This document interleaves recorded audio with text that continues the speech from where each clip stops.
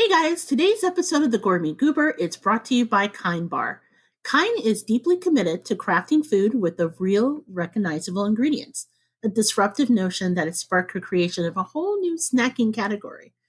Kind is unapologetic in their efforts to challenge the status quo by shifting the food industry and empowering their community and our listeners to make better, informed choices about their health. Kindness can also be a transformative force for good, and that's why the Gourmet Goober is teaming up with Kind and Podgo to bring our listeners 10 or 15% off for military, teachers, students, first responders, doctors, and nurses.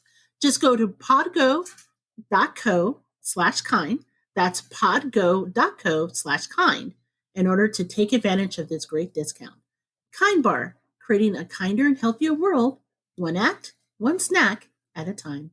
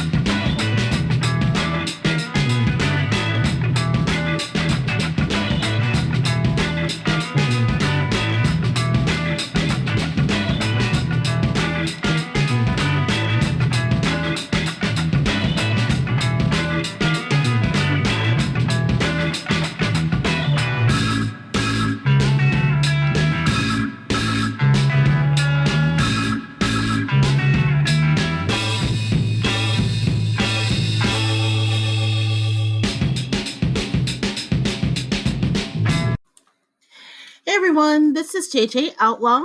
Hi, I'm T Outlaw. And we are back. We're the co-hosts of the Gourmet Goober podcast. You can always catch me, JJ Outlaw, on the Instagrams at Gourmet Goober. And of course, I hang out on Twitter at JJ Outlaw. Every episode, I'm co-hosting with my BFF, that dude, which I reluctantly call him that. Are we still doing the Dark Desperado? There's still a pandemic, isn't there? So the Dark Desperado is not an eternal thing. It's just for the pandemic, right? Yes, as long as I have to mask up, strap up, yeah. Although, there will be a Dark Desperado. Now that I think about it, though, I just saw like hundreds of people going to see a City Girl concert. So, yeah, we're going to be calling you the Dark Desperado for a while. That's right. Get used to it. Anyway, this is Big Daddy. That's right, this kids. Is T Outlaw. Thank you so much. Hi, I'm T Outlaw. You can find me, T Outlaw, at T Outlaw on Twitter and on Instagram at T Outlaw Josie Wells, like the movie. Of course, you can always find us at the Gourmet Goober blog on Facebook. Although I just want to warn everyone, Facebook I hate for a variety of reasons, but we still have like a legacy Facebook page from when we were a blog. So that's where that comes to. And you can always hit us up at thegourmetgoober.com. So we are back. It seems like we have been gone forever. We were gone since, I think our last episode was in December, right? Yeah, somewhere around 17, 19, somewhere near. For those of you who are looking for our episode last week, we want to extend our deepest apologies. We ran into some technical difficulties, and so we were unable to, despite our very best efforts, to upload the episode. So hopefully that'll be a bonus sometime later on. Yeah. But in the meantime, you have us, and there's just a lot to cover since we've last been out there. Yeah, of course, there was a damn polar bear who ate our podcast, but since we had to take care of the polar bear, I think we're good, and I think we're good to go. But if you should hear some polar bear noises, don't trip. We will take care of him. Well, I'm not so much worried about the polar bear noises, which there are none. We live in Chicagoland, not Siberia. But what I'm more concerned about is if you happen to hear barking or meowing, just as a reminder, like many of you, we are home during the pandemic. So we have to make do with whatever recording studio, makeshift dining room table that we have. And so you may hear our co-host Braxton, aka Braxton the dog, and his barking. And then one of the two cats, they're kind of locked into this like bizarre like relationship right now. We have two cats and a dog. The cats likes to lure the dog back to where they like to hang out, and then they swing at the dog. Basically, they use them they put them in the guillotine, and then they just start swinging away. And of course, since he's a puppy who wants to play, he's like, yes, finally can go play with them. And we're like, don't fall for it, man. And of course, it never ends well. No. So we may need to stop the recording in order to save Braxton from his better self. By the way, is Braxton like chewing on a... I don't know what Braxton's chewing on. I just figured if it doesn't kill him, it was a good party. I'm going to step over and see because it looks important. It looks important. It is important. Oh, damn. That never ends well. If you have to ask if it was important, then we have a troublesome dog, kids. Well, so anyway, the podcast continues while the dog is just randomly mangling stuff that the polar bear didn't get his hands on. No, it's... Remember that piece of paper about the allergy medicine that we got from the vet? Okay. Well, we'll have to request it again because he shredded it. So. Oh, goody. Apparently he was not feeling that medicine. No, he was not. Or the information about it. No, he was not. Nonetheless. All right, so anyway, that was how this is our little microcosm of how we deal with things. Yes, this is life right now for the Outlaw family. Quarantine is a trip. So, my gosh. Where do we start about our time off? I got older. Yeah, it's Big Daddy and the time, and since we had the last episode of the podcast, he celebrated his birthday because he is a Christmas baby. Woohoo! So we got to celebrate that alone, which is sad because all of our family lives out of the way, but we still had a nice little quiet time together with us, and we were able to talk to everybody, which is also awesome. Same thing with New Year's Eve. Actually, New Year's was kind of cool in a way, only because with the work that you do, because Big Daddy, and I think without going into details, Big Daddy works in sports, and I think I've mentioned that before. And with him working in sports, one of the key things is there's usually sports around New Year's, with like the football championship, the bowl games, and all of that good stuff. Yes. So one weird thing about our relationship and all the time we've been together, the many, many years, over 20 years that we've been together, is the fact that you, for many of those New Year's Eves, have been working that night. So we normally don't get a chance to spend that together. So I think this is the first time that we spent New Year's Eve together in a good while. Yeah, at least like 4 or 5 years. Yeah, it was kind of nice. Granted, it wasn't with all the, shebang that you usually, see with like fireworks and things like that, because with the pandemic, people are staying in. But they were still shooting. They shoot. Oh, it made you look.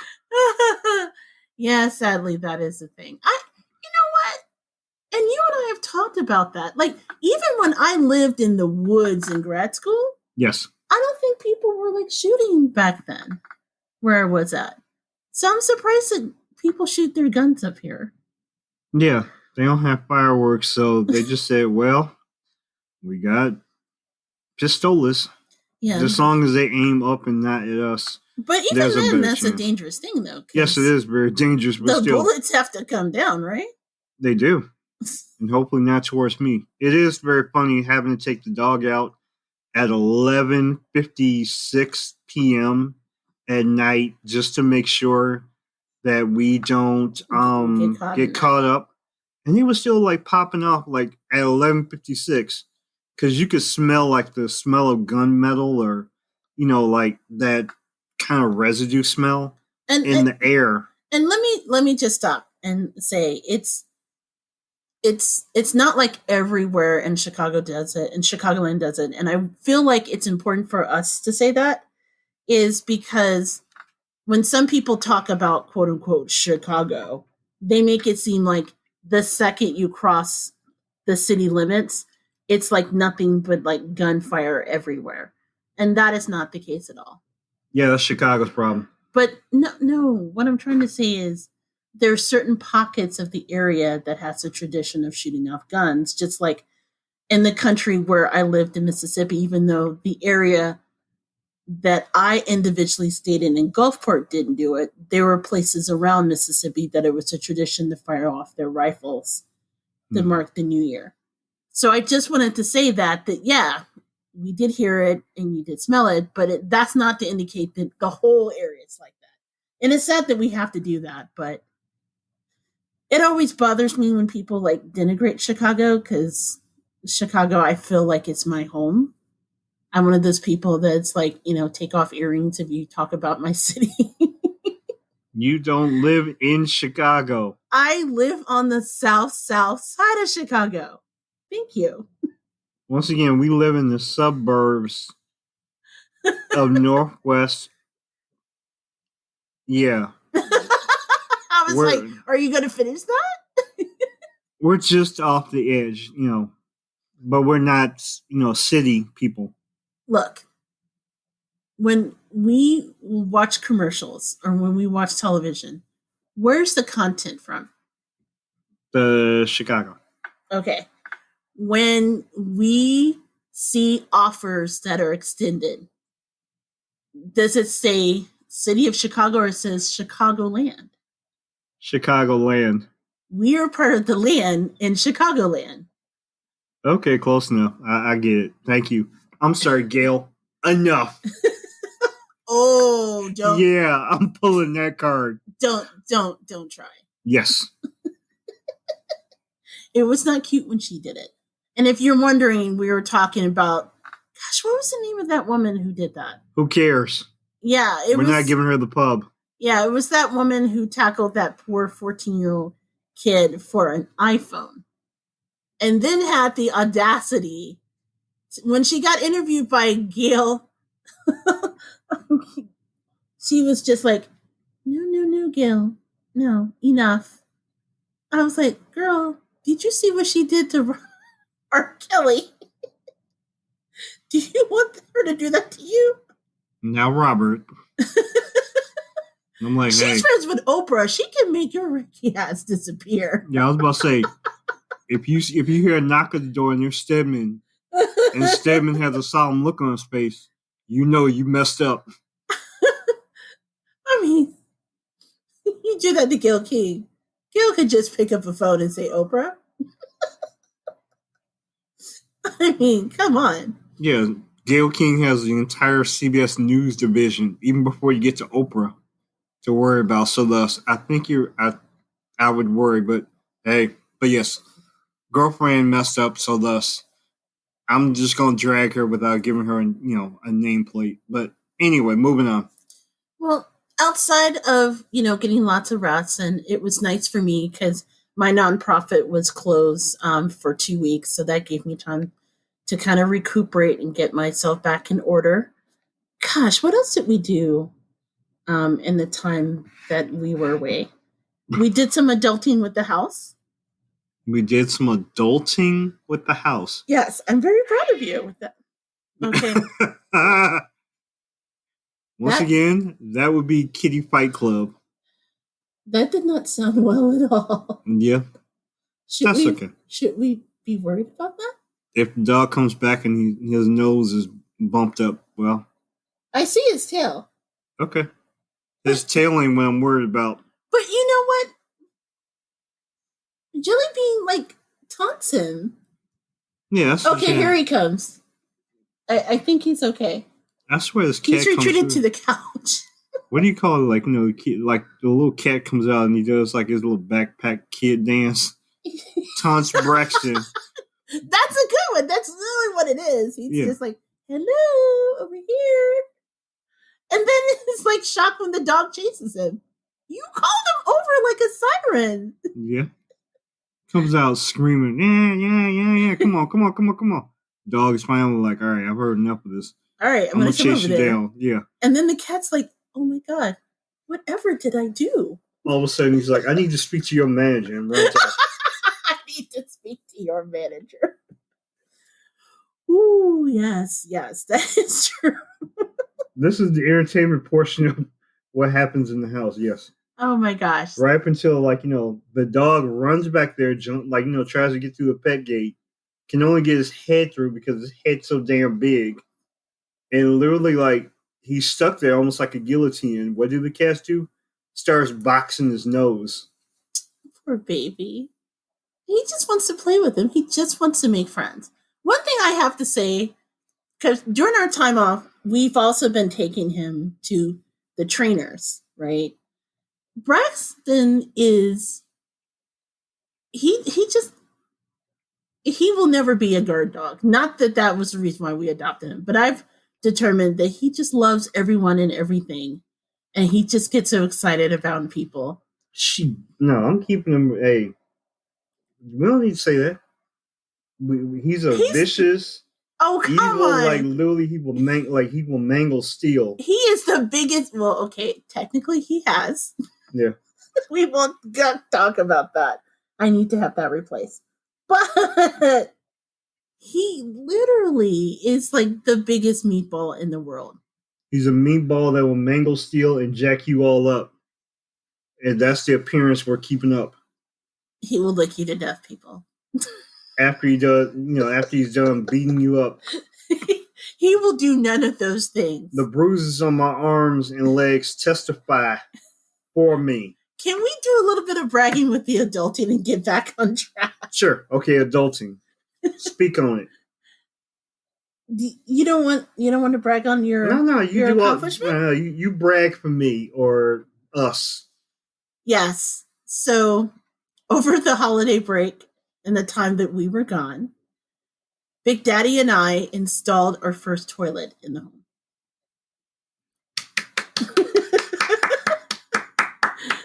And of course, this happened over several days. And it was one of those things where something happened with, what do you call that thing in the little tanky? The little thing in the tanky. Shut up. This is how we know. This is what we came to the people at Home Depot with. Yeah, that's literally what I said. I'm like, look, there's something wrong with the little tanky and the little water flush thing. It's a flush valve. Okay. And we decided we're just going to replace the whole thing. Because it happened on a Saturday and we were just like, oh crap, we'll have to call a plumber. And of course, we'll get charged extra. And it's like in the middle of the day on a Saturday. And so I'm like, let's look at a YouTube video and see where we can replace the flush valve. I was ready to call the plumber. No, the goober was ready to go all hands-on like Rosie the Riveter and do it YouTube style. I was not initially along for the project. Right. And so we looked at the YouTube video and then you looked at me and said I was insane. And so I thought, well, that toilet's like hella old. Why don't we just replace the toilet? And that flush valve thing should already be installed. And you looked at me like, oh, so you think that's going to be easier? So we found another YouTube video and it was like 4 minutes and 37 seconds from Home Depot on how to replace a toilet. And I thought, oh, well, that looks easy. We can totally do that. So let's go buy a toilet. Do you know anything about buying a toilet? No. I've sat on plenty of toilets, so I figured, hey, that's as much as you need to know. So we go into Home Depot.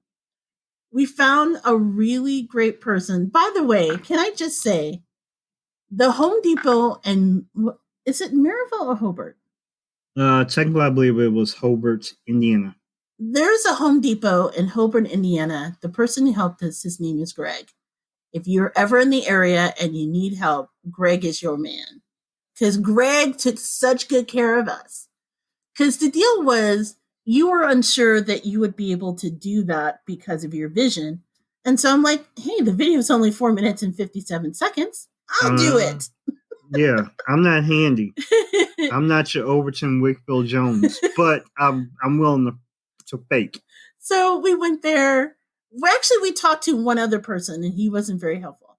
And then we decided on a toilet, although we want to find a different toilet. But the toilet that we decided on initially said you just need what? A level? A wrench? Was it?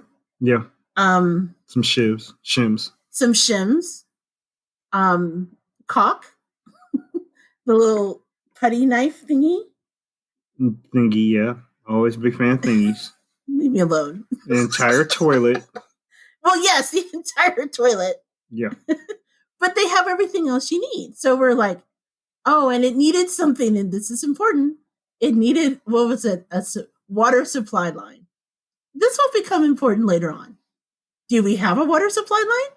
Well, yes, Jennifer, JJ, that is what the toilet is connected to. Okay. So we go and we buy the other stuff. We're looking for a level. We run into Greg. Greg was like Superman and like explained everything to us. Talked us all the way through it. Talked us all the way through it, into it, out of it. He was amazing. Seriously. And so I was just like, yes, we can do that. So then he asked, do you have a channel wrench? Big Daddy said yes. So I was like, okay, we do. Channel locks. Channel locks. Yes. The channel thingy. You can tell I do this very often. Yes. So we give everything. We start putting it together. And then we realize we were missing a couple things. One, we were missing said channel locks. So I had to go to 4 stores to track down the channel locks so that you could remove the toilet. Okay. So while I was gone, you removed the toilet. It didn't tell me.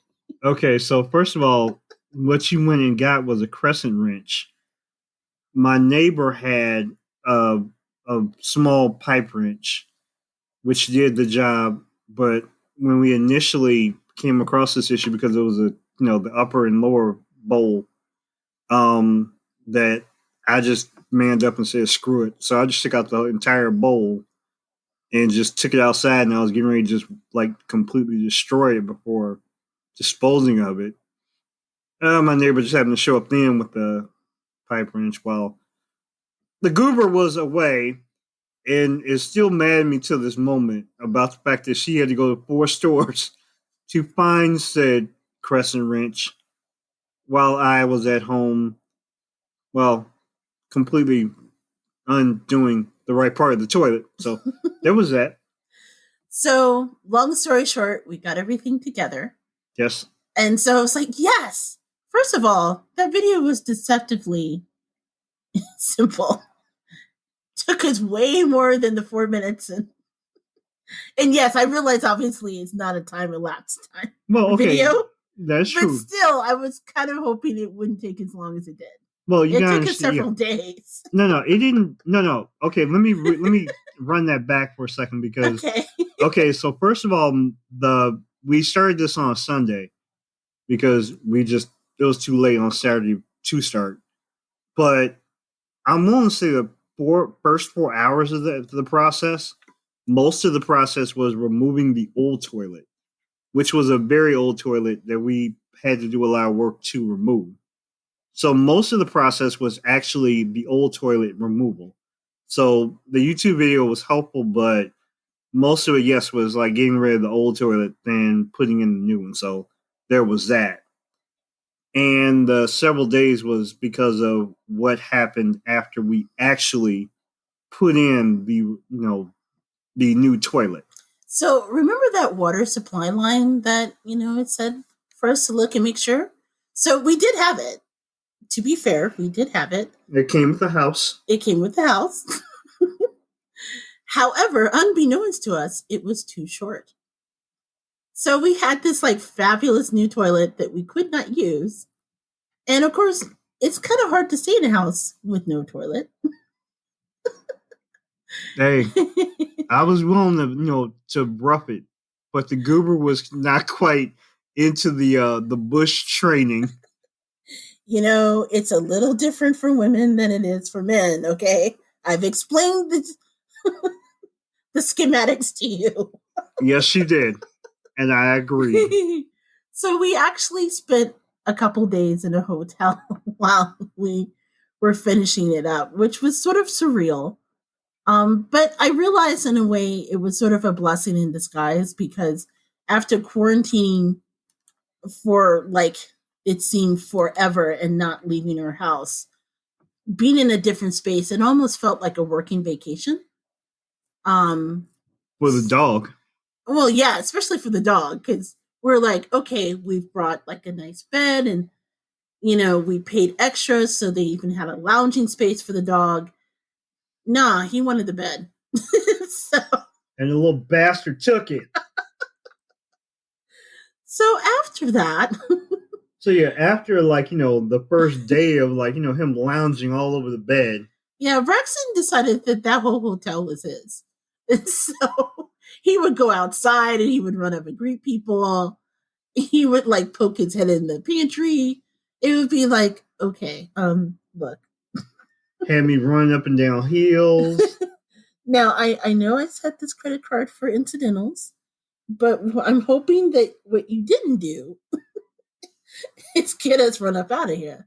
So you just need to chill out just a bit. Barking at shovels. And of course, everyone was like, oh my God, he's so cute. And I'm just like, you have no idea. No, you have to then you walk him then. So we had to order like a side piece. It was like a side piece? No, an extension piece. I was about to say, I was like, man, I wish I had known this. We did not order a side piece. We ordered an extension. We finally found an extension that was able to get the said toilet connected. Yes. So afterwards, I have to admit, we felt like, we were like badass homeowners because I think that's the first do-it-yourself job that we've ever done ourselves. Successfully. Yes. And I have to give a shout out because the original idea was for me to put it together and you just started working your way and getting it disconnected. And the next thing I know, you put together the whole toilet. So, yay. Yeah, I was feeling emboldened after, taking the toilet outside with the assumption that I was just going to break the thing into pieces. And, I felt manly after carrying the thing outside, so I think I just kept going. Yes. So, that was what we did on our break. Adulting. And finally, like many of you during our time off, and you know what, Big Daddy and I, we talked about whether or not we were going to bring it up in the podcast, but it's kind of difficult to talk about pop culture like we do without talking about certain news events, even though we tried to stay away from politics. But like many of you, we saw the transition with the inauguration that recently took place. More importantly, we saw what happened on January the 6th, leading up to the inauguration, where a group of white supremacists and people QAnon conspiracy theorists and just, Proud Boys and just other people who had a difference of opinion with, I don't know, democracy and voting and the sanctity of the Capitol building and as such. We watched that like many of you. And of course that colored our time off. We watched way too much news. Yeah. It just seemed like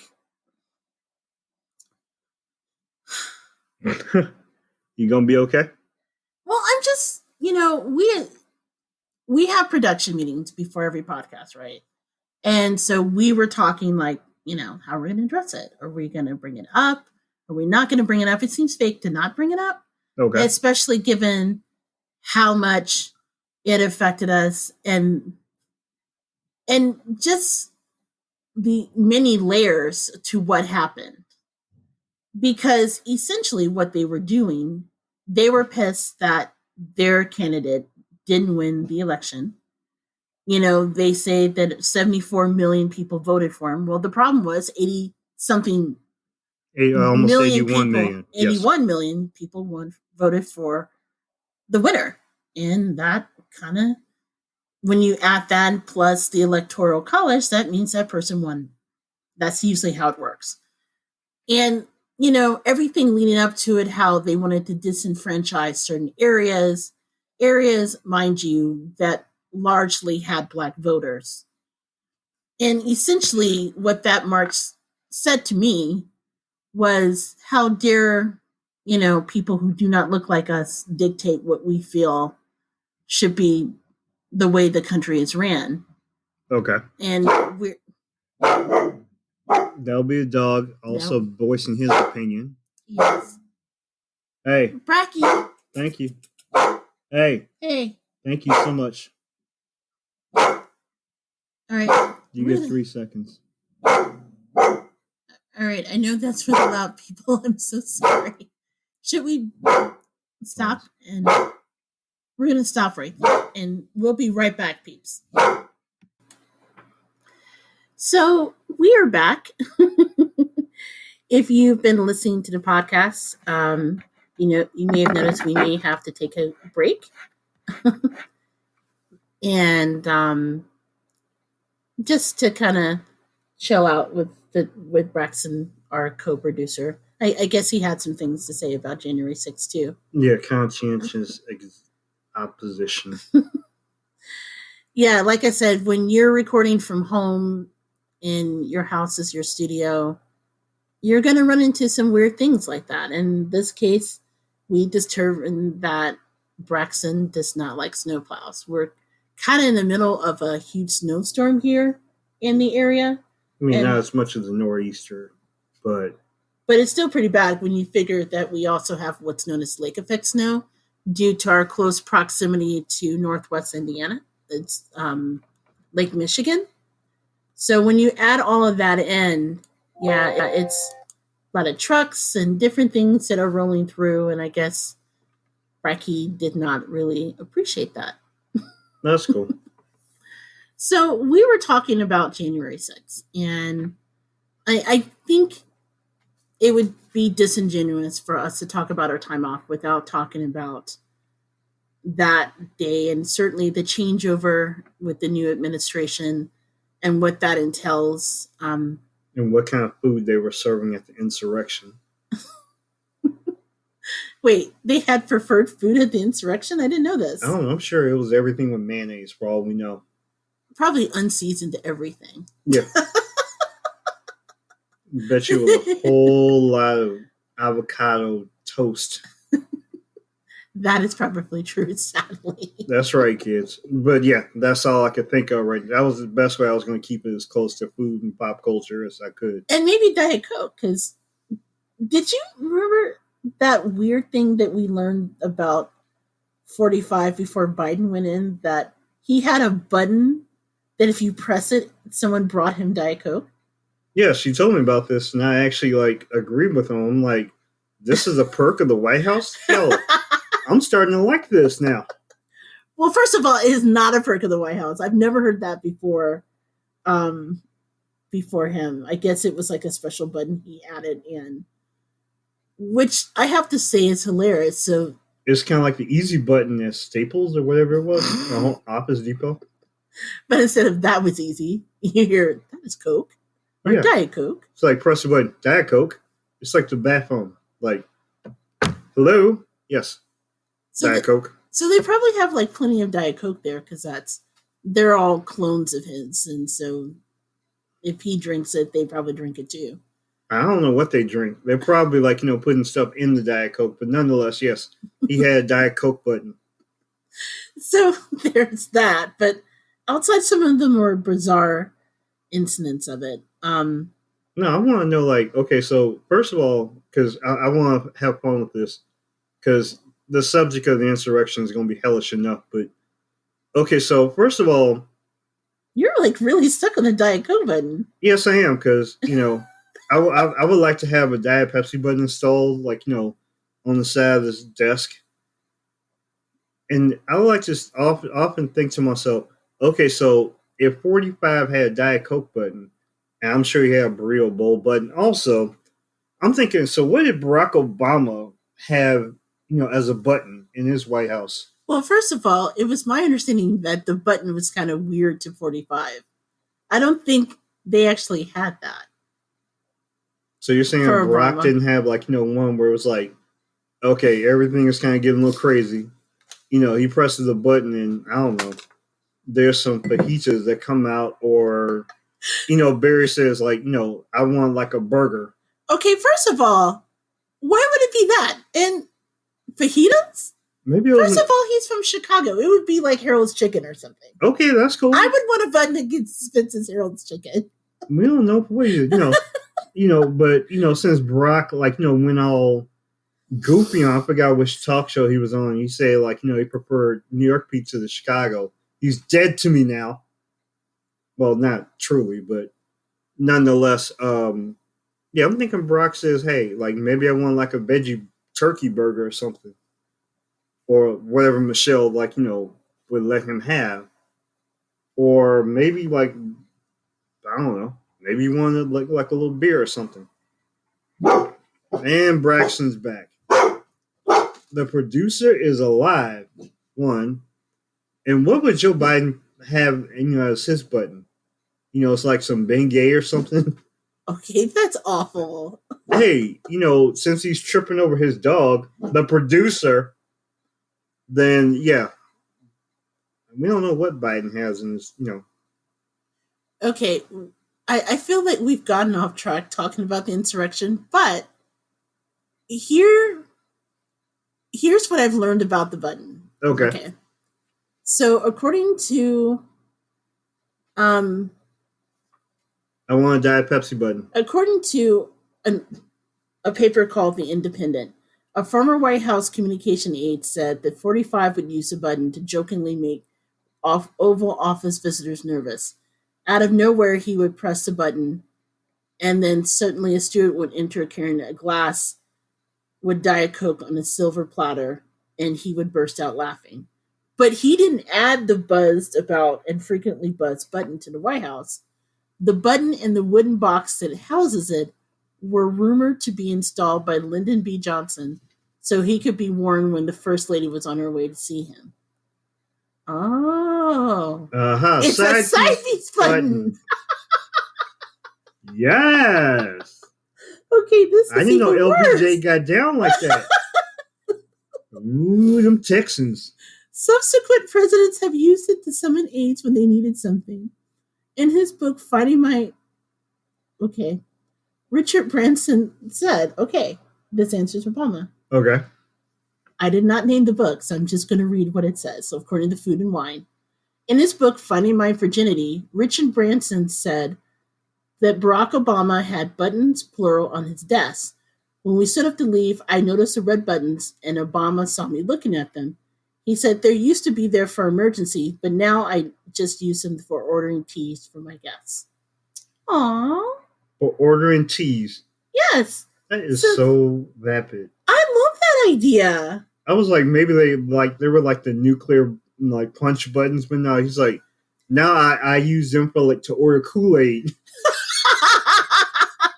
Oh my God, I would want a red Kool-Aid button. That's right. The red one, the grape one. That's right, kids. Oh my God. See, that's the buttons we need to have. So Biden seemed to have scrapped the idea of the button entirely, but it could be used to return to the desktop if he changed his mind.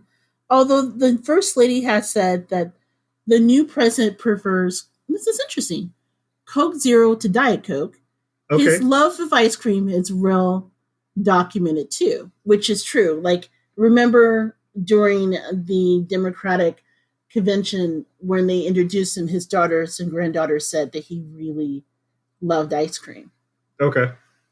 So that would be awesome to have a button for Ben and Jerry's.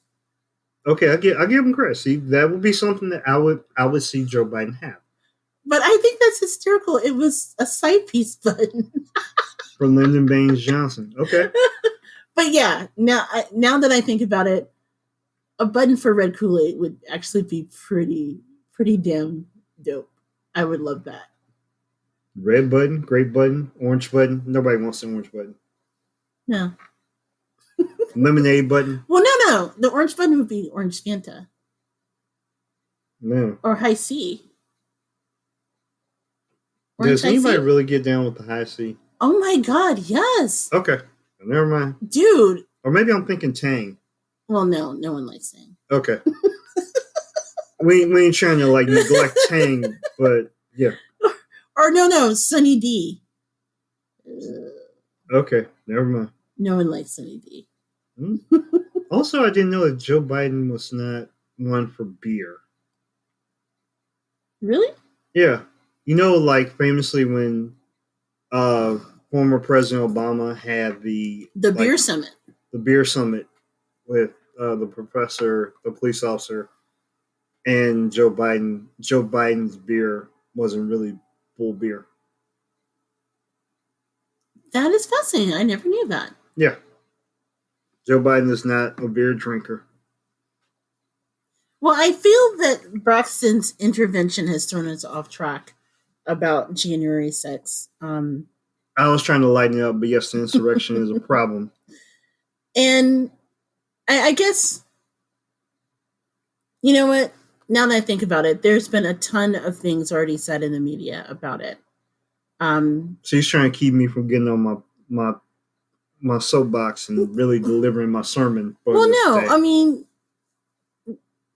it's horrifying for a number of reasons. And the most frustrating part is the audacity of thinking that you could essentially take away our right to vote, and many people who look like us, because it doesn't fit your white supremacist, white nationalist dream for this country. This country is our country too. And as someone who has family members who have been injured while seeking their right to vote back in the day, who have lost family members in our family as they tried to seek their right to vote in the civil rights movement, I'm offended that it happened. It really, I mean, Big Daddy could tell you that it really did affect me to the point where I was just visibly just angry and crying and all over the place. And then still trying to deal with, I had to work that day. I mean, it was a work day. So just the insanity of watching this with my mouth open and like, oh, wait, I have to jump on a marketing call. Right. Let me try to get my shit back together. Yeah, that was heavy. And then hang up. And then I looked at you and I was like, I'd like you to go to the store and get some, what was it? Some slice and base cookie dough. Yeah, she was very heavy on the cookie dough that day. I'm just going to hit that. And because it's comforting. Yeah. And the thing is, I'm not one of those people who are foolish enough to think that this is not our America, because it is our America. And for all of you people out there who are shocked by that, well, many people, Black and brown people, have probably warned that this is kind of a thing. Now, did we think it would come to the point where people were actually going into, you know, the Capitol building and willing? I mean, there were people there who came with like knives and like zip ties, and they were threatening to kill people. Dude, I mean, did I think it would go to that logical end that day? Probably not. And I say logical end sarcastically because obviously that's not the way that, you know, people should act in a democracy. But the sad thing is that we've lived in two Americas for a while. We have. And I just hope that as people start to evaluate what happened, that they can really start to be honest with themselves about the fact that the only way that we're going to survive as a democracy is if we finally get a hold of, you know, the two Americas that we've been living in.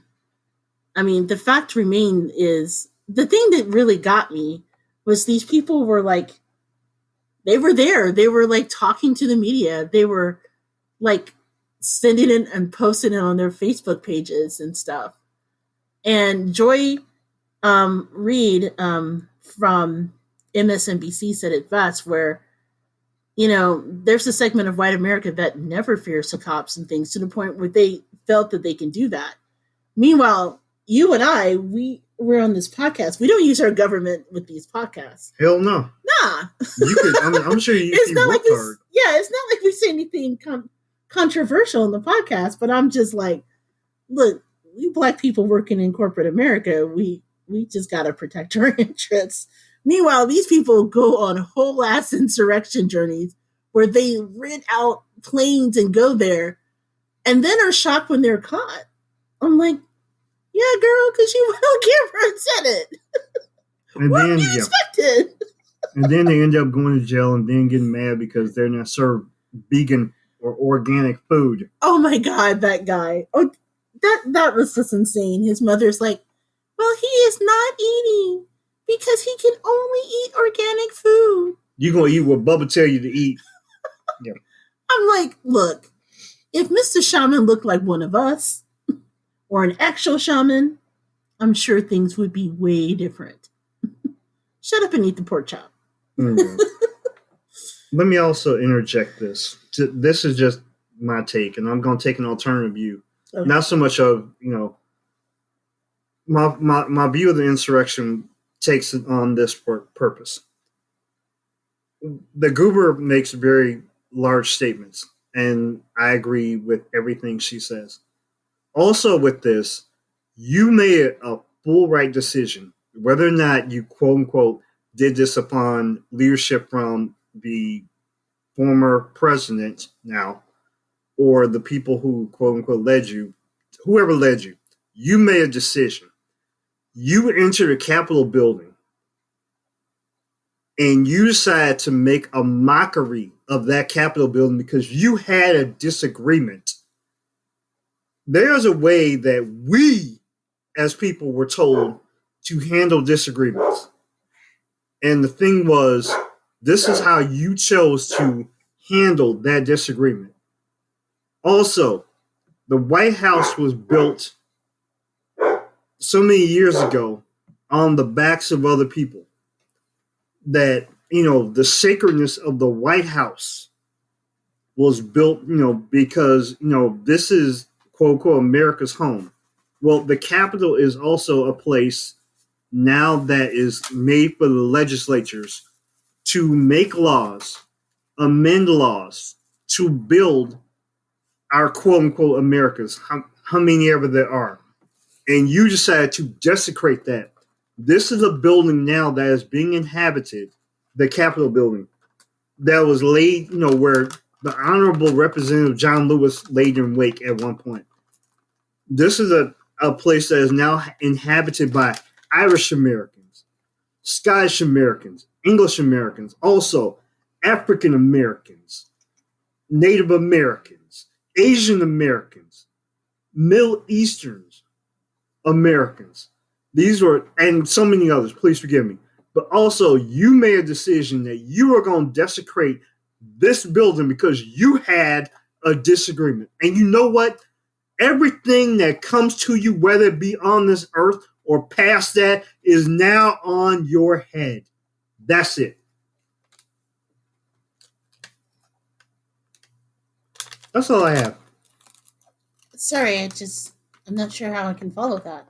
There's no, I had to get, okay, I'm sorry. I'm off. No, and you're fine. And I'm so sorry for the background noise. You guys probably hear me giving treats to the fur to kind of get him to cooperate with us as we record. Our producer dog got jacked up. Our producer. And you're right. I mean, there's just... You flew the Confederate flag in the Capitol building. Who the hell does that? At one point, there was video of them taking down the American flag and putting up the flag for 45. And I'm just like, clearly, you're not here for America. You're just here for your racist view of it. And the thing that really got me upset was at one point, there's video of them going into the chambers and they're, looking for the people. And at one point, they had the audacity to stop and say a prayer. And I'm just like, who are you praying to? What are you looking to do with this? I mean, the idea that they totally thought they were in the right and they have every right to do all of this. And they went back, and here's the thing, people. They went back and they're your child's teachers. They went back to being your dentist. Going back to being your police officers. Right. There were police officers there. And so for many people who are horrified by this, they're just now waking up to the knowledge that we have known, and we have known for generations. I mean, I think the thing that gets me now is people are just so bold about the fact that they're no longer hiding under their white sheet. Why should they? They're pretty proud about it. So what are we going to do as a nation because of this? I mean, it's enough that we said over last summer that Black Lives Matter. We want to hopefully make sure that beyond that we say that our nation matters, that diversity and diversity of who we are as a nation, we all matter in a way that we can live without fear of facing these individuals in our everyday lives. Individuals who could have control over how we live our lives. Yeah. And for the people who are just waking up to that and being shocked by that, I mean, I'm pretty sure you could have. Okay, it would be easy for me to say, I told you so. And for many Black and brown Americans who have been saying that this is how things are for years. Yeah, we did tell you so. But it's not enough to do that. We need to act on that. And we need to make sure that these individuals are brought to justice, and that we take what we feel, we take this feeling right now and we continue it on so that we create a more equitable space for all of us. All of us, not just some of us or a few of us. Right. Because, you know, for those of you who got that wake-up call on that day, imagine how it must feel for, you know, BIPOC, Black and Indigenous and other people of color. Mm-hmm. Every day sometimes feels like that. You know what also bugs me? What's that?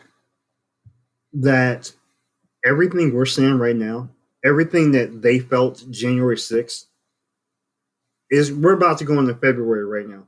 Right. Not so much of we're going into Black History Month, but more the fact that as we go into February and they're about to begin a quote-unquote trial about the impeachment of Donald Trump, former President Donald Trump.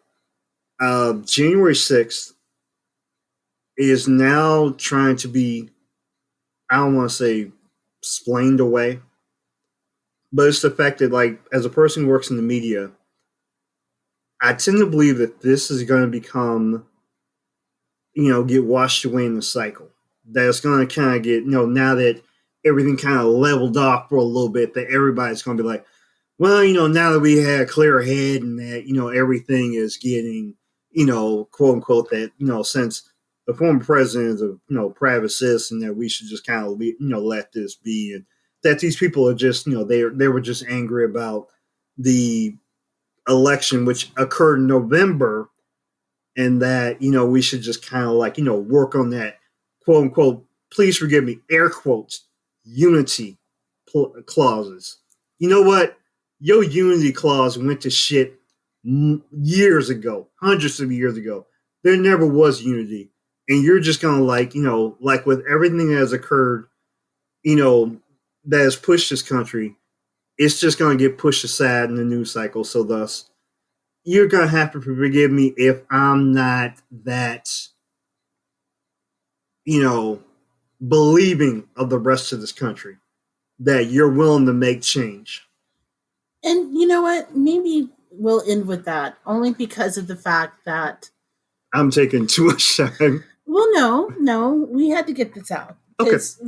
we went, like I said, we went back and forth in the production meeting, and we were just like, it would be wrong for us not to say how we're feeling because we've been sitting on it for a while. And we do share our thoughts on the show. I think there's a lot of people who'd rather call for unity as opposed to face facts over what happened and what led to what happened, and to apply accountability. And to me, the call for unity seems a little bit hollow without adding accountability to the unity. Of course, he's going to squeak its toy right now. Because, like when I used to work for the nonprofit organization where I work with youth and social justice issues, the one thing I would advise them, it's never the job of the oppressed to this is not the job of the oppressed to teach the oppressors how to be better people. This is not our problem that we created. This is something that you have to do.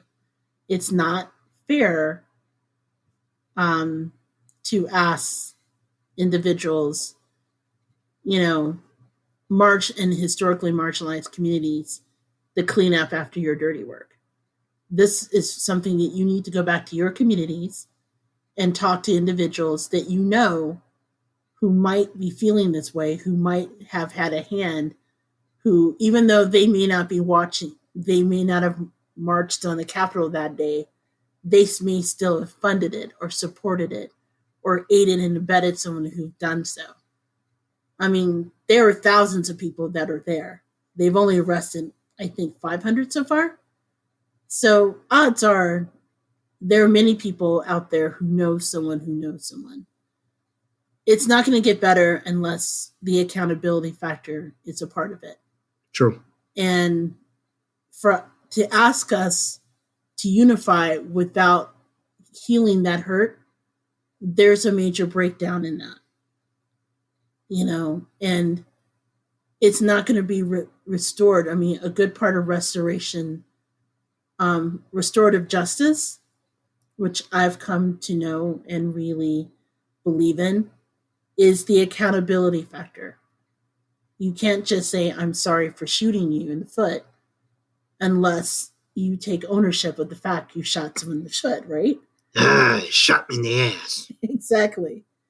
And so that's going to have to be a meaningful part of it. And that has to be a conversation. And those conversations are uncomfortable, but you know what else is uncomfortable? Change. And that's why change is a beautiful thing, because in the end, it's sort of like when a caterpillar goes through metamorphosis to a butterfly. This is an example I used to give the students. The idea that it was not an easy change. It's a physical change, right? Okay. And I imagine as, you shift off certain things and you have the cocoon spin around you, that obviously when you go through that physical change, that body change, there's going to be some pain involved. But when you're done and you get to where you're meant to be, the butterfly, there's a freedom in that when you break through the cocoon. It's the same thing when you make a change on a societal level. It means that you have to own up to it. You have to go through the pain of actually going through and having the conversations and accepting what your role may be playing in systemic barriers that causes inequities in society, wherever they may lie, whether it's healthcare or food insecurities or even just benefiting from, things that are there that are designed to keep some people elevated above others. Through no fault of your own, but you may have benefited from society nevertheless. Identifying that can be a painful experience, but once you move on to that, what you get on the other side of it is far more rewarding. That is so beautiful. People just have to accept that. And the thing is, no one wants to feel pain. They don't. There's no fun in that. But it's part of growth. And we're in a stage as a country right now that we're going through that physical pain. And we can either go back and ignore it, which we have done as a society where it's just like, oh my God, that's just really terrible. And a year later, we forget about it. Well, you can't forget about people marching on the Capitol now. So we're at that metamorphosis stage where we can either face the pain and go through it and come out beautiful on the other side, or we just stay stuck in the transformational stage. And it's not up to those who are oppressed in order to make that decision. Okay, that was cool. I like it.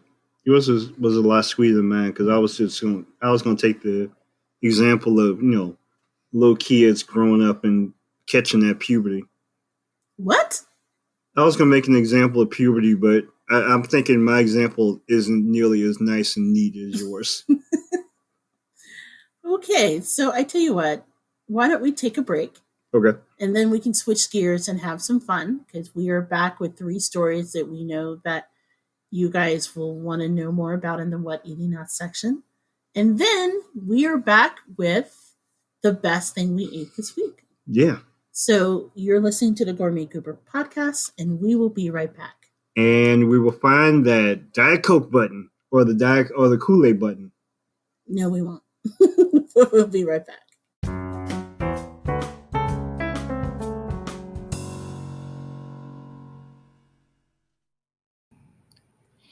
Hey guys, this is JJ Outlaw. And T Outlaw. And we're the co-hosts of the Gourmet Goober podcast.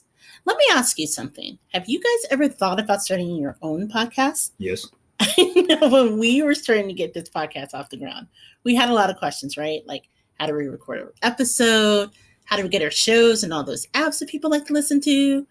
And more importantly, how do we make money from the podcast, right? Well, the answer to every one of these questions is really simple. Anchor. Anchor is a one-stop shop for recording, hosting, and distributing your podcasts.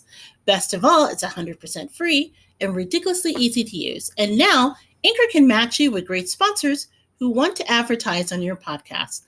That means you can get paid to podcast right away. In fact, that's kind of what we're doing right now. We're reading this ad, right? Mm-hmm. We love Anchor. Anchor has made it really simple to start the Gourmet Goober podcast. It's been a great thing to use, and Big Daddy's a big fan. Yes, I am. So if you wanted to start a podcast and make money doing it, just go to anchor.fm/start. That's anchor.fm/start to join me, Big Daddy, and the diverse community of podcasters already using Anchor. Again, that's anchor.fm/start. We can't wait to hear your podcast.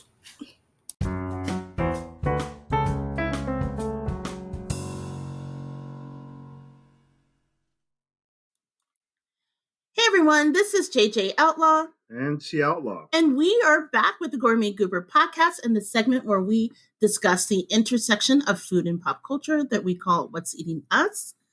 And we are taking advantage of this time where all the pups and the cats and all the other creatures in our house are asleep.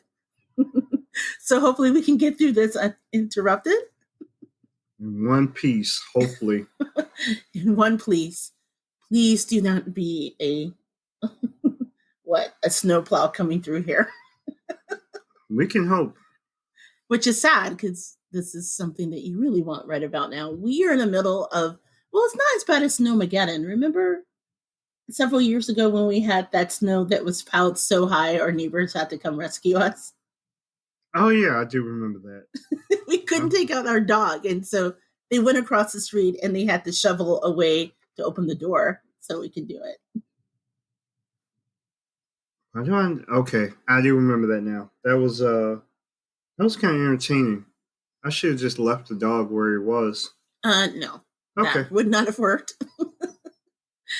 So luckily it's not that bad. So we're just going to keep our fingers together and cross our fingers and make sure it stays that way.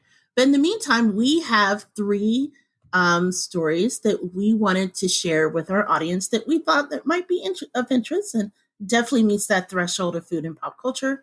And one is actually, the first story rather, is actually one that, stop me if you've heard of this before in the show. And that is Problem with Subway. Subway. We make fresh, but we don't make great. Well, Subway, the sandwich super chain, is now being sued by a couple of people out of California who claim something very unusual about the Subway tuna sandwich. Mainly that it contains no tuna and it may not even contain fish for all that matter. How does that occur? Like, is tuna? I look, I don't know how you fake the funk with tuna. Tuna's very basic. You know, their tuna sandwich is what? Tuna, mayo, maybe a diced celery too. I don't really, you know what, now that I think about it, I think I've eaten almost everything on Subway's menu at one time, but I've never had their tuna sandwich. And I know you've never had it because you actually don't like tuna. No, I do not. Yeah, but tuna's pretty basic. So it would be hard for me to imagine. Well, actually, now that I think about it, and we'll talk about that in a minute because I just remembered something. What was that? Well, okay. Remember, okay, I have a family member, and the family member actually listens to the podcast. So I'm not going to mention the family member by name. But I had a family. You guys ever see, like, you know, like The Most Dangerous Catch? Yes. Where, you know, you see these people on these boats and they go and they catch the fish and stuff that we eat. And they're out in like crazy ass conditions, right? I had a family member. He wasn't on The Most Dangerous Catch, although he almost had an opportunity to be on the boat that they filmed for that. But, you know, he decided he wanted some adventure in his life. And several years, it's been about a decade ago, maybe? Has it been that long? I don't know. It's been a while ago. Let's say 8 years ago. He actually left where we're from and he went up to Alaska and he did it. And it was kind of a crazy time. And he got in touch with me when he could. And, you know, I checked in with him all the time. And one of the weird things he told me when he got back from that experience was he let me know that certain restaurants, and we're not going to name the restaurants because we don't want to get sued. So we're going to sprinkle it with some allegedly like Deeds and Zamiro. McDowell's. But there are certain restaurants that he wouldn't advise eating the chicken nuggets from because he said it's not all chicken. Sometimes it's fish that's mixed in with that. This fish that is mixed in with the chicken? And the nuggets. And if you think about it, that does make sense because the way that the nuggets are actually composed, it's, you know, mechanically shredded chicken. After a while, you don't really know what's in that. So that's one of the many reasons why I don't eat nuggets after having that conversation with them. That and they're really salty, and I try to avoid that if I can. But yeah, so I could see it if maybe it was like other fish mixed in with the tuna. You know, like they ran out of tuna and they're like, it's all fish and throw it in. But no, they're challenging it's not even fish. That what they say, according to the Washington Post, that this lawsuit maintains that the fish content is really filler ingredients that are blended together to mimic the taste and texture of tuna. Okay, so it's like bologna? Kind of like bologna. Now, of course, Subway has maintained that this is something that is decidedly false. They claim, according to an interview they had with a industry paper called Seafood Source, that the tuna's only other ingredient comes in the form of mayo. And they say that this lawsuit is baseless. The details of the lawsuit doesn't exactly say what's in the fish spread, the quote unquote fish spread. Okay. So we don't really know, and maybe it'll come out when the lawsuit actually comes to trial. It's important to know that they do not have a scheduled court date yet, but the case, which they filed recently, I think it was like around January 21st in California, it'll actually affect possibly Subway's reputation because, as we know, they have been subject to other lawsuits that we've actually talked on the show around having ingredients that is not so fresh as they advertise in their commercials. So, for example, we all remember the lawsuit that was recently settled in Canada where Subway actually sued the CBC, I think. Okay. and we talked about on the show the fact that their roasted chicken sandwich does not contain chicken, which is insane. It doesn't actually have enough percentage of chicken in there to be called a chicken sandwich, according to them. And this, it just to refresh your memory, this is a story where they actually went on and tested a lot of chicken sandwiches that is sold in Canada under different chains. And they even said, we understand, just kind of like the story with the nuggets, which again, I will not name the chain. See, they're McDowell's. Don't even do that, because now they'll think that we're hinting for something else. No. I am not saying a word, okay? But he came back and he was kind of disgusted, especially since that used to be one of his favorite things to eat. And he goes, yeah, it's not all chicken. I'm like, what's in it? Fish. And I'm just like, okay, we're going to skip that. So I wonder if, like, as you said with the Canada account. Right. Maybe as opposed to tuna, maybe they found, their content of chicken, and maybe they're putting chicken where the tuna should be. Maybe they're making up for lost time and putting chicken. And the tuna fish? And the tuna fish. Just because they have an expanse of them right now. Not really sure about that. That's right. Subway is investing in Yardbird. You may also remember that they, some time ago, also was involved with litigation out of Ireland, who maintained that Subway's bread is not really bread. So I do remember that. And that's after, I think there was another lawsuit where they also discovered that maybe Subway's bread had materials that was previously also used for non-edible items such as yoga mats. This is definitely lessening my yearn, as you will, for running down, down the street to the Subway. But no, I'm still eating it. Okay, you're eating it, except for the tuna, of course, because you don't eat tuna. True. They also claim that it's not, that their footlongs aren't always footlong. Oh, that's right. They had that lawsuit. I forgot about that. Where someone was pissed because the footlong sandwich was not technically a footlong. Which, I gotta give them credit for that, because I would never in my wildest dreams imagine going to Subway with like a tape measure, like, yo, let me see that bread over there. That's like 10 inches and a quarter. That's not a foot long. I wonder if they get to like, that would be interesting. Like, they get to like 10 and a half inches and they say, okay, we need to stretch it. What can we do? Try to like stretch it out. Like maybe they yank them a few times just to get that out. Okay, this is turning into something different entirely.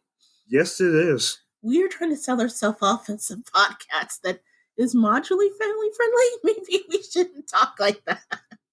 And just in case they want to get that $5 or $6 foot long, they keep yanking and yanking and yanking.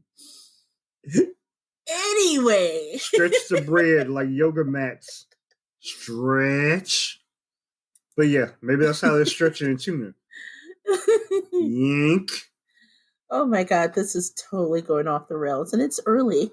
Maybe it's, the tuna is like, from Spam or something we don't know about. That would be kind of interesting. First of all, a Spam sandwich at Subway, I would eat that. You would. Because I think I've talked about this before, I kind of really like Spam. There's no shame in eating it. It's really, really good. I'll discuss my love affair with Spam one day, which of course I have to avoid because it is kind of salty. Yes. But every once in a while, just kind of like the other weird things I crave, like ramen, for example. I'll crave a Spam sandwich. Anyway, to be fair, Subway actually put out a TikTok, one of their employees, showing how the tuna salad is made amid all the controversies. So it looks like this is something that they're going to be pushing back on at least, in the near future, say try to, react to the lawsuit. Is this like pulling back the curtain and seeing how the sausage is made? I think it's literally pulling back the curtain and seeing how the sausage is made, or at least the tuna sandwich. Maybe they have a creative way of making the sausage. I just like saying sausage. Okay, I think you're trying to tell me something with the sausage. No, just like me saying the word moist. It's just maybe they have very moist tuna. I don't know what you're trying to do saying that word. That word has no effect on me. Okay. We were off mic. We were talking a couple days ago about how certain people freak out when they hear the word moist, and I was telling them I don't get it. It's a freaking word. I just don't. It's a word. There's no word that freaks me out like that. Moist. Are you trying to shut off half our viewers? I don't know. Okay. Listeners, stop it. I take that back. Not moist. Grimy. No. Okay, we're going to move on from that. Whether it be moist or sausage or whatever your keyword is, we're going to move on. You sure you don't need any coffee? No. So, good luck to Subway and that lawsuit. I actually know people, even though I've never had it, who really love the Subway tuna salad. They swear by it. They've actually asked me to order it in years past. So I hope for their sake that jam is something that will work. Do they also love mayo? I know I'm using buzzwords, but I just thought I'd take a stab at it. You really should have some coffee. Go off the deep end coffee. When you're slap happy. So we're going to move on to our second story, which is probably almost, in my opinion, more disturbing than what's in the tuna salad scandal at Subway. And this involves let's see, how could I? This involves what for many people is a staple in their overall diet, and that would be Kraft mac and cheese. Kraft mac and cheese. And let me just say, the mac and cheese from Kraft, particularly in the blue box, and I say that like the little blue box that you get. We've talked about it on the show. We have a lot of Canadian listeners who really love the Kraft dinner, so I don't want to upset our Canadian listeners, but I'm just saying that particular Kraft and cheese, not the one with like the Velveeta that you can put on it. Anyway, that's neither here nor there. Can we blame the Canadians for this? No, we cannot. Okay. Because this is clearly a Kraft thing. Kraft is, like many, food companies, is looking for ways to kind of, drum up sales in the midst of the pandemic and getting people's interest. So one of the ways that they've actually done this is they've announced within the last 4 days a limited edition mac and cheese that is out just in time for Valentine's Day. Okay. And the spirit of nobody asked for this, they're going to be introducing candy mac and cheese. Candy mac and cheese. Yes. Candy mac and cheese. So get this. It is made like a normal mac and cheese. Okay. But instead of the cheese powder that you normally get in the little blue box of Kraft mac and cheese or Kraft dinner, it'll actually contain a sweetened pink powder that will turn your mac and cheese hot pink. This sounds like something that Nicki Minaj came up with. Okay, no, I'm not even putting this in Nicki Minaj's corner. Even she knows better. So they're going to be producing about 1,000 boxes of this. 1,000 boxes. So how many are going to get returned? Well, here's the thing. You must actually enter a contest on the Kraft website, and you could be named as one of the people to get the box of mac and cheese. Okay. So to the 1,000 lucky winners, they could have their own bowl. Now, according to them, it doesn't even taste like mac and cheese. It has like a sweet candy flavor that's involved. Sweet candy flavor. Yes. And if you look at it right now, it kind of looks like a, yeah, I mean, there's no other way. Okay, I hate to say it. It kind of looks like a Pepto Bismol flavored Ew. noodle. Wait a minute. Ew. Damn, did not see that coming at all. And it's just something that they wanted to do to help commemorate Valentine's Day and bring couples together, possibly over their, shared horror of this dish. Or break them up. Exactly. Well, that is a good point, because no offense, if you happen to serve me that on Valentine's Day, that would, how seriously I take mac and cheese. So that might be cause for us to go to couples therapy. Now, keep in mind, Kraft has done other crazy things in the past with their mac and cheese, because there's only so much you can do with that crazy orange powder. Or you could just leave it alone. So in August, they turned into mac and cheese breakfast. And then in October, I think they had an official pumpkin spice version of their mac and cheese. Whoa. So my question would be, because they actually claimed that the pumpkin spice Kraft mac and cheese was really popular. Okay. And, oh crap. You know what? Crap. Honestly, I was about to read a quote, and you were right. It is kind of Canada's fault. I didn't intentionally think that, but... Sorry, Canada. Okay. According to Martina Davis, who is the brand manager of Kraft Heinz, she said to Food and Wine recently, after our success with the pumpkin spice Kraft mac and cheese in the fall, we had our eye on what to do next. We're always up for a challenge, and so for Valentine's Day, we thought it'd be fun to partner with our Canadian counterparts and change the color and taste of classic mac and cheese by turning it pink and adding a bit of sweet candy flavor to celebrate the holiday. So, again, my question is, one, I know you're not a fan of traditional mac and cheese, because I'm not cheese. a fan of mac and cheese, period. But would you try the candy mac and cheese? Hell to the no. But it's not even tastes like cheese, supposedly. It's like candied pasta. No.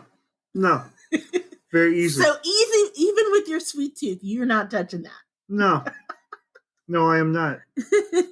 If I were to become a lucky, and let me use the quotes, lucky winner, this most likely, and I'm under the impression that maybe some of the other, 1,000 winners, mm-hmm.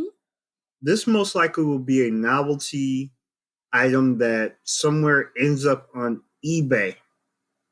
That's good to know, because just for shits and giggles, I put our email in in order to get right ahead in 1,000 boxes. I'm just going to let the Kraft company know what's going to happen to that box of mac and cheese. No, I will not. But this is just me. I'm not the mac and cheese eater of this group. So what is your opinion? Okay. Let me just say this. Wait a minute. Let me clean up the soapbox here. Okay. Continue. Would I personally eat the mac and cheese that tastes like candy? Probably not. But as I've said many times on our show and in episodes past, macaroni and cheese is sort of a really important thing to me. We take it seriously in our family. So the idea of eating, sorry about that, listeners. Idea of eating mac and cheese without, breadcrumbs and not being baked and the different cheeses in doesn't really seem like mac and cheese to me. Okay. Mm-hmm. So would I do it? No. But that said, I also know that I have a lot of friends who have children, and getting them to eat anything, it's really, really hard sometimes, especially when they're young. And I happen to know some friends whose kids would probably like dig into the cheesy or the pink mac and cheese just to be extra, as children are often extra. And while I agree, do the parents like their children? Well, that's not up for me to say. Okay. That's between them and their kids and their psychiatrist. But all jokes aside, I know of some people who would probably serve it as part of dinner. Would it be like an everything thing? No. But, you know, I'll admit, it's probably not even the craziest thing I've ever had to eat. I'm sure it's not, but still. This is going the way of Princess Toast.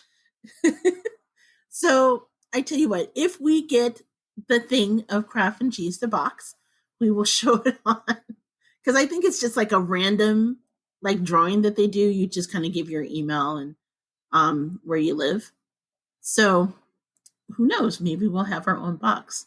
And we'll become a lucky winner.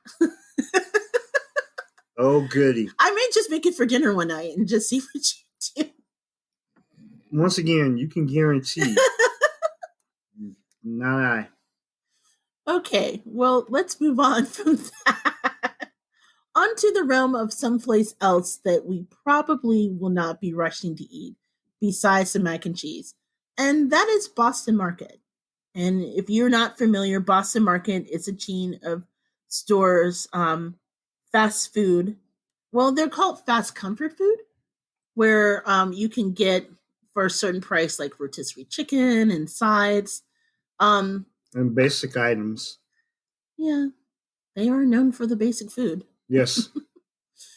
But if you're a long-time listener to the Gourmet Goober, you will know that we took particular interest, as did the world, a couple years ago, in what was commonly known as the hashtag Chicken Wars.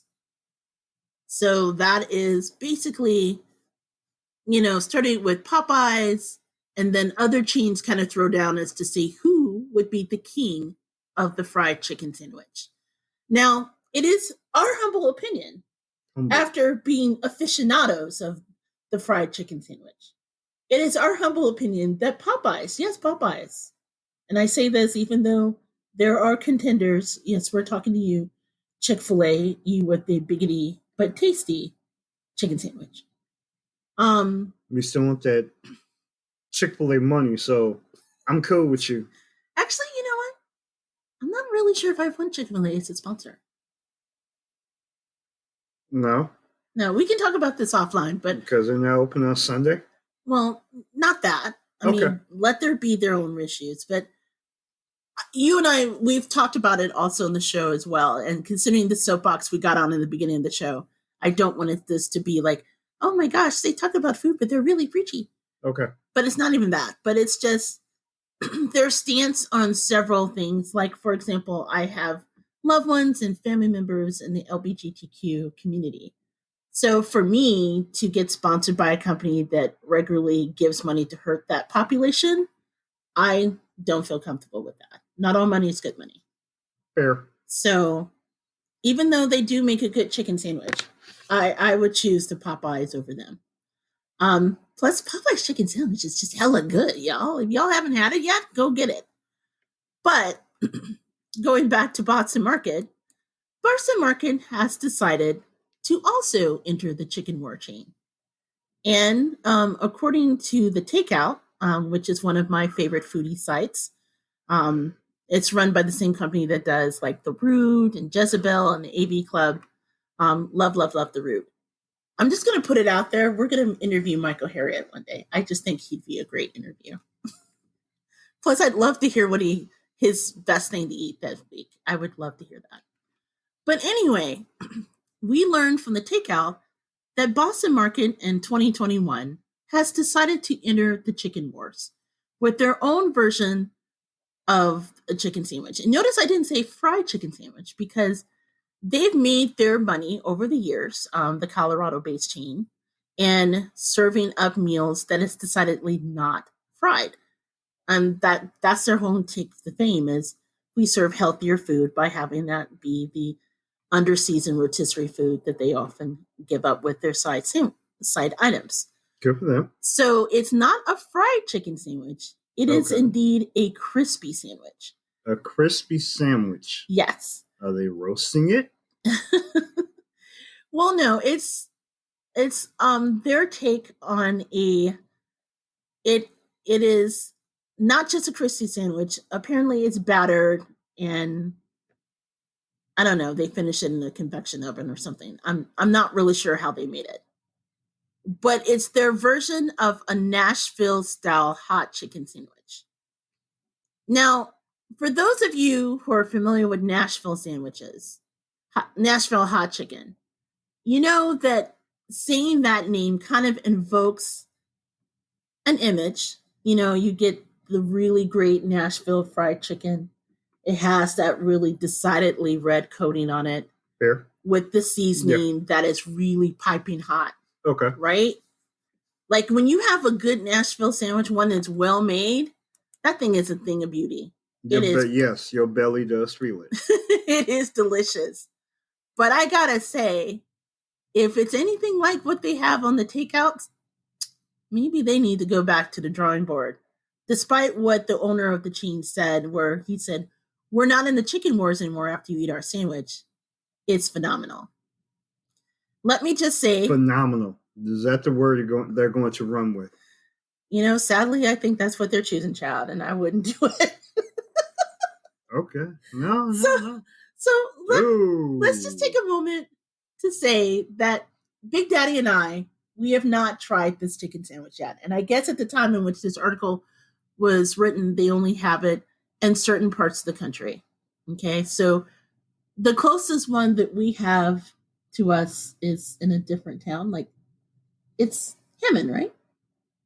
Hammond, Munster. Oh, yeah, Munster. Other places, yeah. Yeah. There's another one that I want to say like a little south of us, but yeah, I'm thinking the closest one is maybe fairly west of us. All right. So they have it only in a few locations, but it's part of an overall menu that they decide to roll out in order to kick it up a notch. Their words. to their menu. So the patties themselves, and you can check it out. I'll put the link to it in the actual show notes because this has to be seen to believe. In fact, it was so shocking. I almost sent a because the writer who actually shared this is based out of Chicago. So I almost like emailed him just to say, is this for reals, right? Yeah. You didn't like make something yourself and pass it off. Because I was so horrified I showed it to you and your words were literally, what in the holy hell was that? Do you remember that? Yes, I do. Those were my words and I will stick with them. But at the same time, if Boston Market is going to be Atlanta Brave, I think I should be Atlanta Brave and try it. Okay, well, the writer did say it's on the north side of Chicago, and I'm up for a good, road trip anytime. Okay, there's something. Okay, help me out with something. And I'm not trying to make any assertions or say anything that would be wrong. Right. I don't want to be wrong and make stereotypes, but how many Boston Markets are in the hood? Okay, I don't follow all the Boston Markets, so I don't know. Okay. I know there was one in the hood growing up where I was, although you could hardly call where I lived the hood, even though we jokingly called it that. Suburbia. But, okay, so instead of like dredging the chicken and the seasoning mixture, like authentic Nashville chicken sandwich, what they do is this looks like it's just a basic battered chicken sandwich. It kind of looks like what you get like at McDonald's or something. And then their Nashville hot seasoning is a sauce. So they just put like a little bit of a jar of sauce on it. And It also looks like it just has some ranch dressing, which I gotta say, you know how crazy I am about ranch dressing. I have talked about how ranch dressing is magical in my basic ass Midwestern childhood. Wait a minute. So does this But mean like even when this you ranch show did up? not save things. I just want to like does like as soon as you say the word ranch, does like a magic like waitress show up and hand you the ranch dressing? You laugh, but In a that ranch? was exactly what happened at the restaurant. Yes, it was. So you can't really say anything because that is exactly how it went down. This is how they do it. But yeah, it looks like it's a larger chicken sandwich than most of the other ones. It does come with a brioche bun, but you could call that sandwich many things, but that does not look like a standard. Um, that is not a Nashville hot chicken sandwich. Like they kind of painted it with a brush. Actually, it looks like it's painted on. Okay. Literally. So, according to the writer, it wasn't very flavorful, it wasn't very hot, and at $6.99, or no, he paid $9.29 plus tax. $9.29. Yeah. So if you figure that out, I mean the $9.29 on the north side of Chicago. First of all, that's about right because food is a little bit more extra with the extra Chicago tax that they tack on. So you're saying that on the south side it might be a different number. I'm saying they may not serve this on the south side. Okay. I get it. I feel you. But it sounds like it's definitely a more of expensive choice than Popeyes, KFC. Definitely more than Church's, the sandwich that we tried from Church's recently. So yeah, there's one more addition to the food wars that are out there, and it's sadly from the reviews that it's getting, not much of an addition at all. My question is, why did Boston Market feel the need to jump in the crispy chicken war? Because it's not like fried chicken is anything that they do. No, it's not. But they wanted to throw the hand in. Like they were like Switzerland in this whole thing, and they said, "All right, we're jumping in this. We want a piece of the market. We're getting in there, but we have to stay true to our base. So thus, we must keep it basic." And as opposed to, because we used the word basic before in this conversation, I'm of the opinion that they said, "Well, let's see what we can do to make it look good, and hopefully it will taste good too." Because we have a specific clientele we're catering to. So here's my question. Okay. Because again, Boston Market, which understandably is trying to expand their locations. In fact, according to a recent article, they are looking to open two new locations per week throughout 2021. So maybe they're thinking that, we've laid dormant for a while. We're not really a dominant chain, well known amongst all the other sources that make chicken. Switzerland. And we're going to move out from being Switzerland and expand. Denmark. But again, they are not known for fried food. So I'm almost giving them a pass for not doing this right because one, they're hot breaded chicken, which again, they don't even call it fried chicken. They call it a crispy chicken sandwich.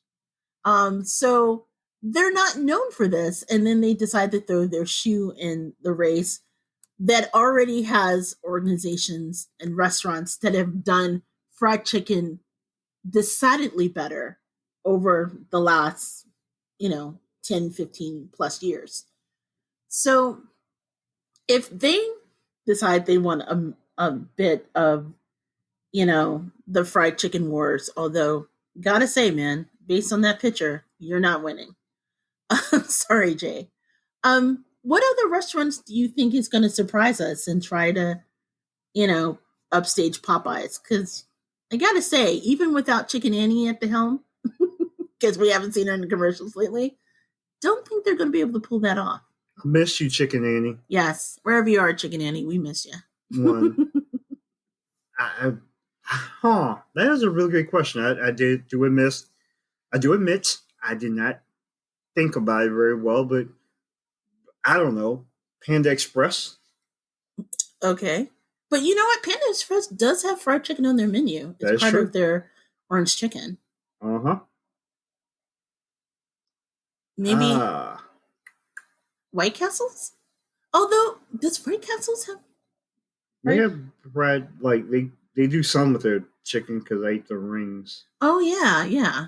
That I guess that wouldn't be too crazy. Yeah.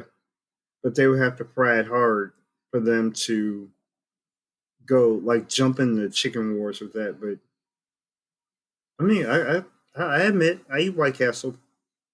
And I eat, actually, this is my weird thing. I eat White Castle, but usually I don't eat the burgers as much as I eat the chicken rings because, as the goober has said, There's no need to share that. no, I'm not. No, I'm the nugget person, whereas the goober is not. That's what I was going to say. So Okay, I thank actually you. eat the chicken rings or their chicken portions more than I eat their actual burgers. But No disrespect to the burgers, but it just happens to be because I eat things bite size. but even their chicken rings, like they have chicken sandwiches, but it's made from the rings. Yeah. So I guess it wouldn't be the exact same. But Maybe they can make, they could jump in the chicken wars with like a mini chicken sandwich with brioche buttons. you know And what their would be special really sauce. weird if like Panera did it. Yeah, that would be Panera shot would be kind of like Boston Market shot, possibly. Possibly. Because I don't think I've ever even seen anything right on their menu before. Yeah, Panera, Yeah. because they're Panera or Pandora, if you But will. at least you know the bread will be good because they're like all about the bread. I don't always know where Panera's food comes from, so maybe it comes from Panera's box. We don't know, but they could take a stab at it. So I why have not? no idea where you're going with that. No, that's okay. I'm not going deep. No, you're not. Okay, so if anyone happens to taste a Boston Market fried chicken sandwich, Nashville crispy sandwich, rather, hit us up with an email, thegourmetgoober@gmail.com. Let us know what you think. Gotta say, at first glance, it does not look like it would measure up. I do have another thought though. Sure. How does Nashville feel about Boston Market throwing their name into the chicken wars? Ooh, I gotta say, based on this picture, they gotta be upset. This chicken is not even all brown.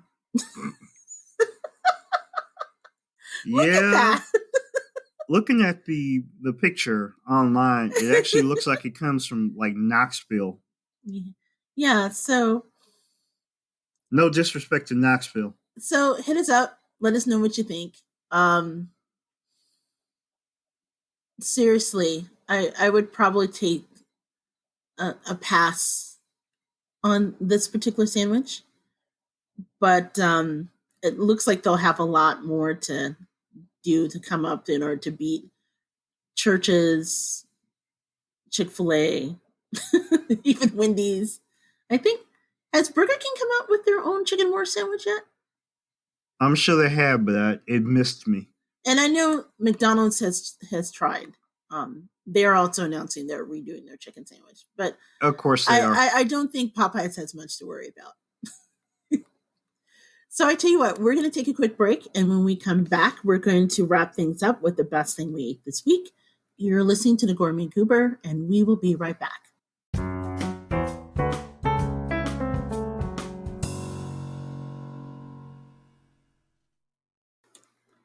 Hey everyone, this is JJ Outlaw, better known as the Gourmet Goober, and February, as you know, is Black History Month. And to celebrate, we would like to encourage you to join our parent company, Plum Good Media, and supporting 5 really great nonprofit organizations that have dedicated their lives to uplifting Black lives and the people of color through education, advocacy, and leadership development. To learn more about our Plum Good Philanthropy initiative and to find out how you can give, you can go to our website at thegourmetgoober.com. You can also visit plumgood, that's GOODE.com, to learn more. Thanks for listening. Now back to the show.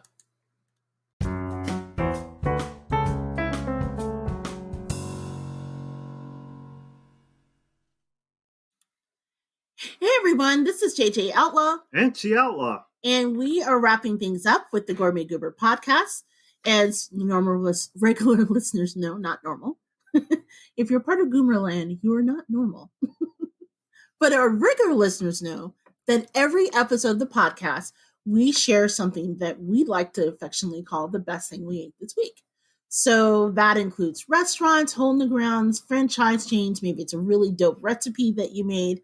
But anyway, we believe that good eating is part of life. And we want to take this segment to share where we found some traditionally good grub. Now, as always, you can feel free to share with our listeners the best thing you ate this week. You can drop us a line at thegourmetgoober@gmail.com, and we'll be able to put that on the show. As always, as well, if it's a national chain, because keep in mind with the pandemic being what it is, it's difficult, as you can imagine, for us to get out and travel and do a lot of the things we did in the early segments of the show. So that's why we wanted to open it up to our listeners. But whenever possible, when we share a new thing that we discovered that has locations around the country, we will put that in our show notes. So that way, if it's close by you, you can try it for yourself. Now, this week, we actually had something unusual happen.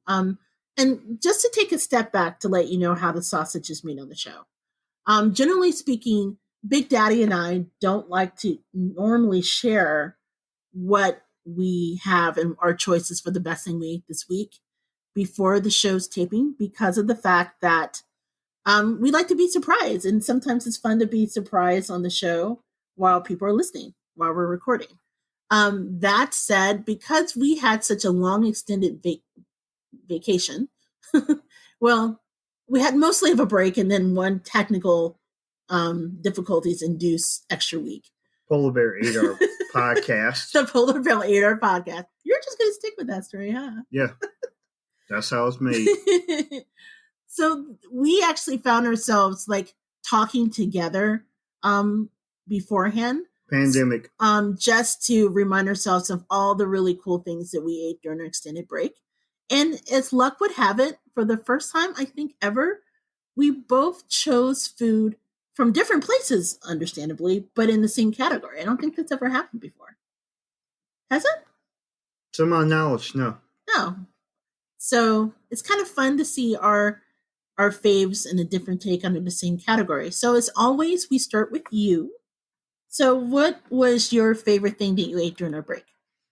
The best thing I ate during break was actually something that was brought to me by the Gourmet Goober on a turn while we were away from the house, which was weirdly enough a pizza. And it was a personal pizza served up to us by a place called Rapid Fire.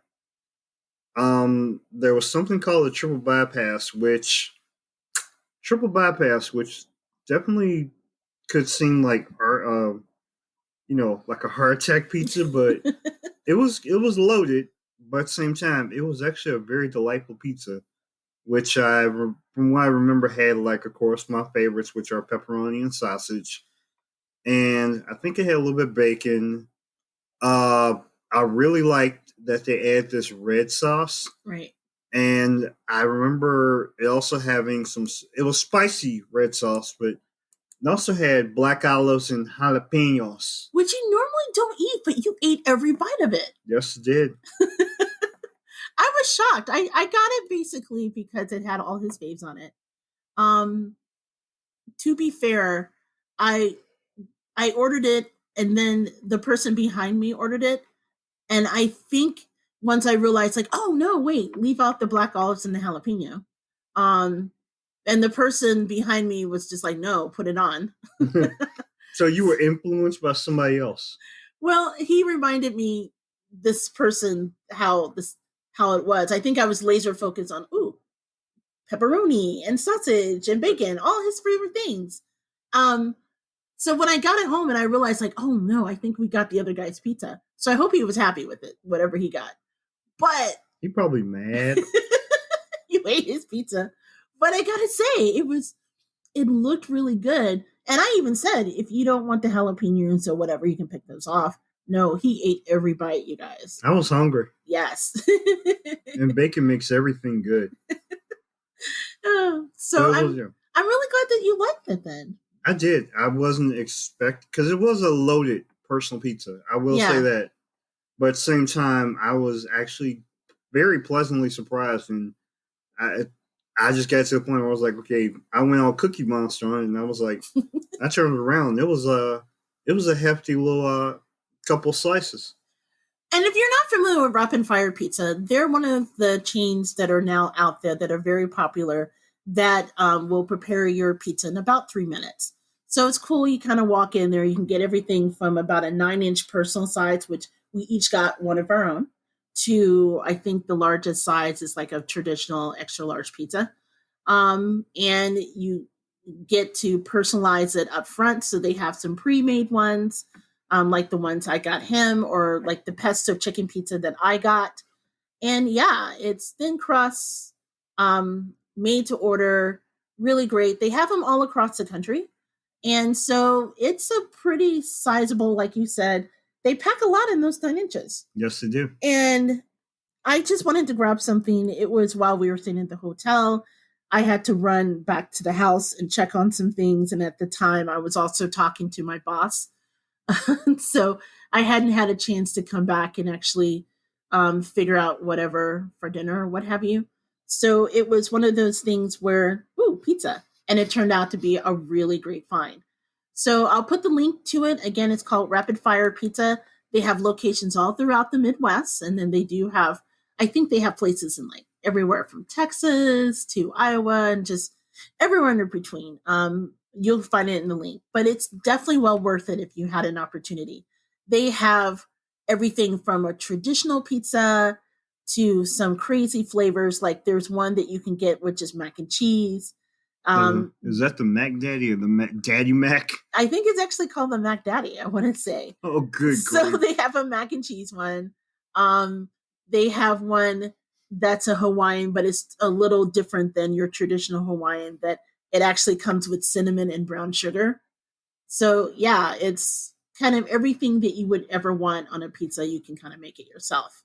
So definitely recommend it. And I'm glad that you loved it. Yay. I was a little worried when I saw the black olives and the jalapenos. I was like, oh, there's no way he's going to touch that. Nope, he ate it all. I went all Mikey on it. No, Mikey likes it. He really did. Yes, he do. So my choice is also a pizza, which again, I don't think we've ever chose like the same type of food. You are correct. But mine is from a different location called Old Chicago. And Old Chicago is a largely traditional Chicago pizza chain. So yes, you can get deep dish pizza. You can get tavern pizza, which just as a side note, since we're talking pizza, we live in the Chicagoland area. And I know that there is a common thought for people who are not from the area that all pizza served in Chicago is Chicago deep dish. And that is not true. The most traditional type of pizza that is served in our area, it's what's known as tavern pizza, which is kind of have like a thin crust, right? And it's an abomination of life, but at the same time, yes, tavern pizza. And I actually am a fan of tavern pizza too. Yeah, and the thing is, tavern pizza, when done well, is good. When done well. True. And I have to say, I'm not necessarily a fan of every form of tavern pizza, because I grew up in the Midwest, like next door, literally, to a Pizza Hut. So every time I had pizza up until I met and married Big Daddy, it's all been like a personal pan. So I've never had the different types of crust before. I just always thought pizza was like that. I know. So I've come to appreciate tavern pizza when it's done well. Of course, I'm always a sucker for a deep dish pizza. I think a deep dish pizza is a thing of beauty, and not everyone can handle it. Convert. Yes. But that said, the pizza that I ordered from Old Chicago is a more traditional tavern pizza that they offer that is called an Italian grinder pizza.